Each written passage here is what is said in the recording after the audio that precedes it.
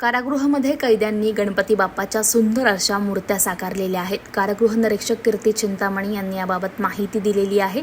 या मूर्त्या आता विक्रीसाठी देखील ठेवण्यात येणार असल्याचं त्यांनी सांगितलेलं आहे। पाहूया।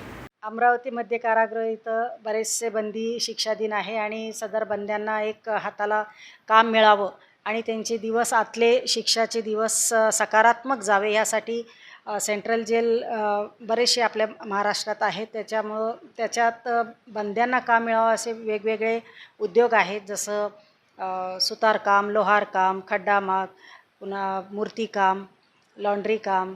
तर असे वेगवेगळे उद्योगानुसार आम्ही त्यांना काम देतो आणि ते काम करून बंदी एक त्यांचा वेळसुद्धा चांगला सकारात्मक जातो आणि त्यांना त्याचं वेजेससुद्धा मिळतं।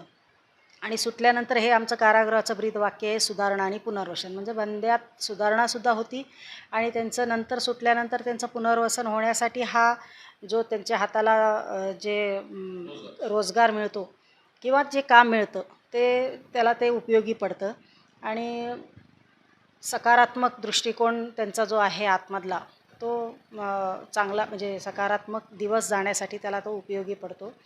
आणि सदरचं काम हे जे मूर्तिकाम सध्या आता गणपती येत आहे आणि बैलपोळा पण आहे, त्याच्यामुळं आमच्या सध्या कारागृहात 6 ते 7 बंदी मूर्तिकाम करतात आणि त्या मूर्त्या आम्ही स्पेशल, म्हणजे आता प्लास्टर ऑफ जे असतं प्लास्टर ऑफ पॅरिस, तर ते बंदी असल्यामुळं आम्ही प्युअर शाडूच्या त्या मूर्ती बनवल्या जातात आणि ते आमचं शोरूम आहे वडाली रोडला उडान म्हणून, तर तिथं ह्या मूर्त्याची विक्री होणार आहे आणि तिथं ऑलरेडी आमचं सागवानचं फर्निचर बंद्यांनीच बनवलेलं आहे, त्याचं ते शोरूम आहे। तिथंच हे मूर्तिकामसुद्धा आहे, प्रेस काम आहे। तर हे मी बंद्यांना जे आपण ते काम देतो आहे त्यांना म्हणजे प्रोत्साहन मिळण्यासाठी मी अमरावतीच्या नागरिकांनासुद्धा आवाहन करते की सदरचे बंद्यांनी बनवलेले त्यांच्या कलागुणांना वाव मिळावा तरी आपण सर्वांनी हे मूर्ती खरेदी करावं असं मी त्यांना आवाहन करते। थँक्यू। जय हिंद, जय महाराष्ट्र।